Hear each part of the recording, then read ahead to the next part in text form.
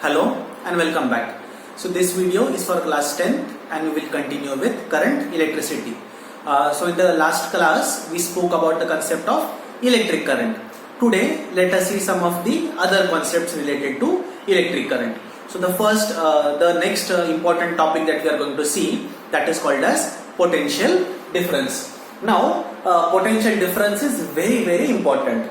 Why it is important? So this is what we spoke the last time, that any kind of conductor will contain a large number of free electrons, correct? And these free electrons, they are all moving in random directions.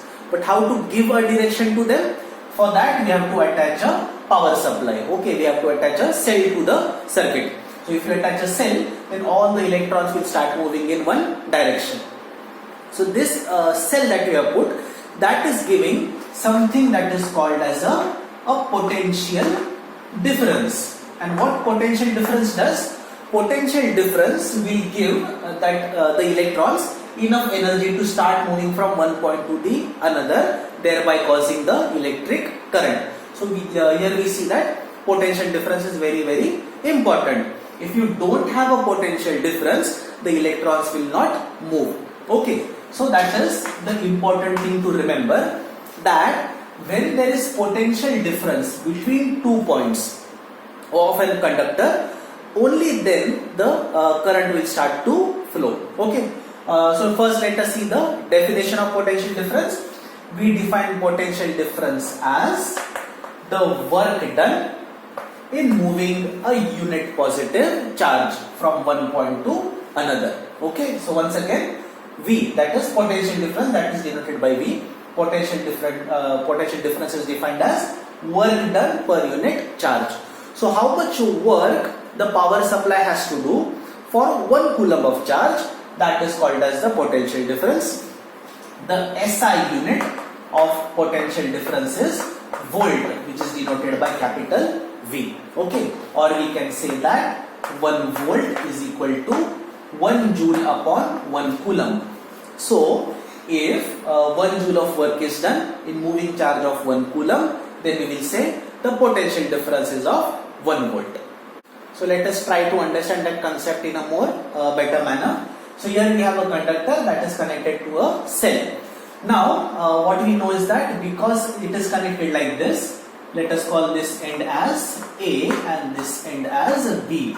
Okay. Now we have connected the power supply such that A is connected to positive and B is connected to negative. So of course we know what will happen is the electrons will start moving from B to A, correct? But when you want to show the electric current, okay, you are going to show as it is going from positive to negative. Okay, always remember, electrons move from negative to positive, but the electric current will go from positive to negative. This is known as the conventional flow of electric current. So whenever you are going to see a circuit diagram and you are going to make a circuit diagram, you are going to ensure that you show the electric current going from always higher potential to lower potential. What is higher potential? Higher potential is the positive, lower potential is the negative. Okay, and potential means the potential difference. So we attached a cell that had potential difference V. Okay, so A was at a higher potential and B was at a lower potential. Okay, difference was equal to V. So the electric current will always go from positive to negative. Okay, so this is one thing very important to remember, right? And it's called as the conventional flow, because whenever we talk of electric current being flowing, we consider the flow of positive charges. Now in reality, the positive charges are not actually flowing. What is flowing is the negative charges. So the opposite flow is considered the flow of electric current.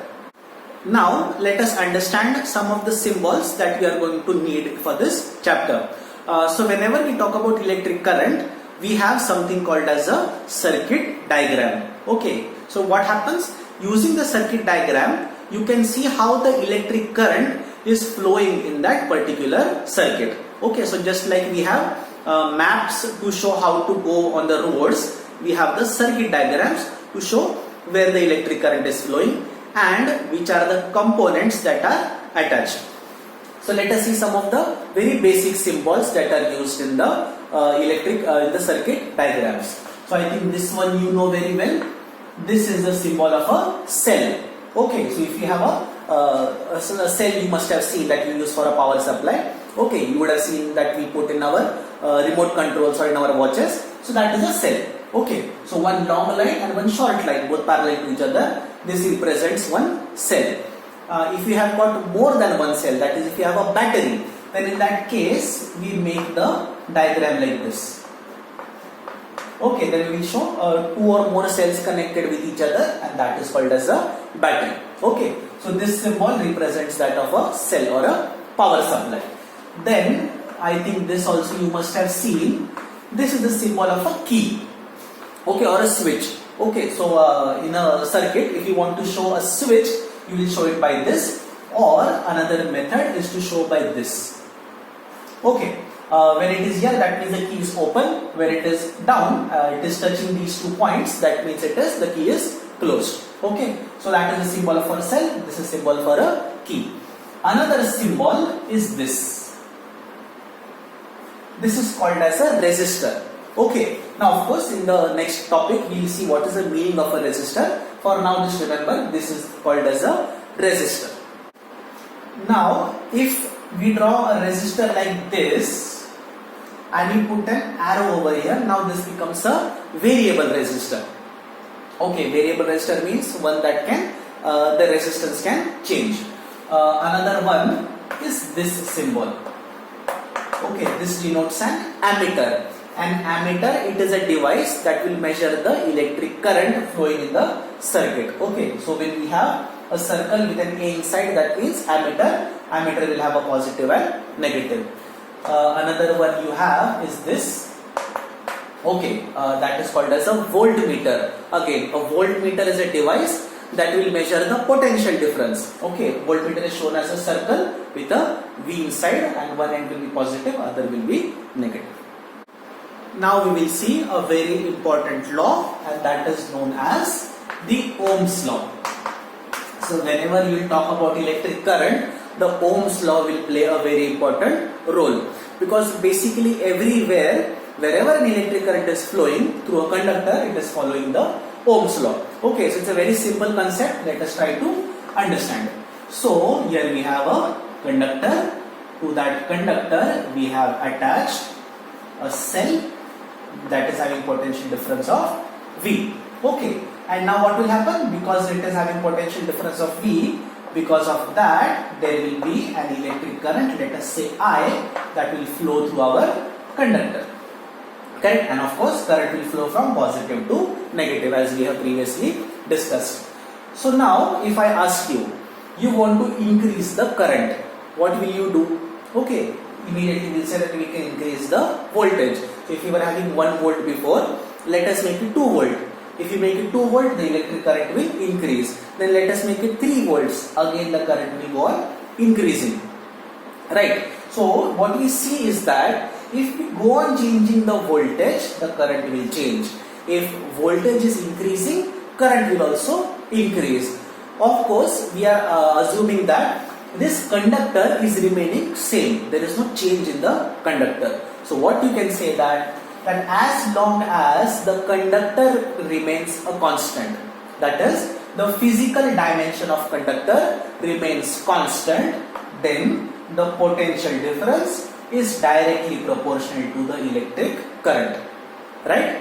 What is the meaning of potential difference directly proportional to current? It means that if you increase the potential difference, current will increase. If you decrease the potential difference, current will decrease. That is the meaning of direct proportion.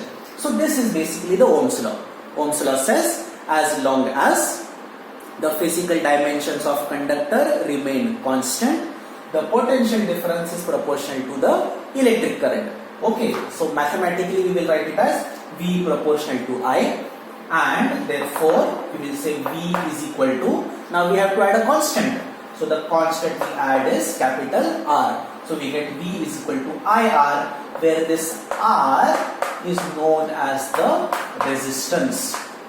Okay, and this resistance is a property of our conductor. Okay, so we get the Ohm's law as V is equal to IR, where R is the resistance of the conductor. And now very easily you can see V is equal to IR, therefore R is equal to V upon I.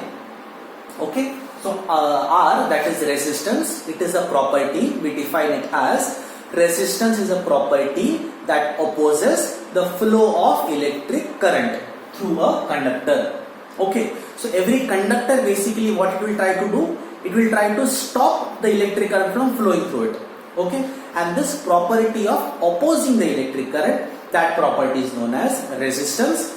Formula for resistance is R is equal to V upon I, and the SI unit of resistance is called as ohm, basically on the name of the scientist who discovered it. So SI unit of ohm is SI unit of resistance is ohm, and this ohm is denoted like this. This is the symbol for ohm. Okay, so when we say 1 ohm, basically 1 ohm is 1 volt upon 1 ampere. So if there is a current of 1 ampere, when there is a potential difference of 1 volt, we say the resistance must be of 1 ohm.